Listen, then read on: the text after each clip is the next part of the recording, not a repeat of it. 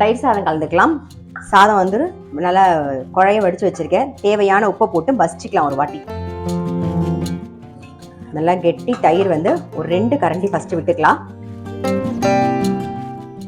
இது மேலேயே வந்து பச்சை மிளகாவும் இஞ்சியும் சேர்த்துருவோம். பெருங்காய பொடி, இழுப்ப கரண்டில எண்ணெய் விட்டுக்கலாம். கடுகு சேர்த்துக்கலாம். கடுகு நல்லா பொரியணும். அப்படியே சுட சுட சுட அந்த பச்சை மிளகாய் இஞ்சி பெருங்காயத்து மேல விட்டுறணும். இன்னும் கொஞ்சம் தயிர் சேர்த்துக்கலாம். தயிர் விட்டு கலந்தாச்சு.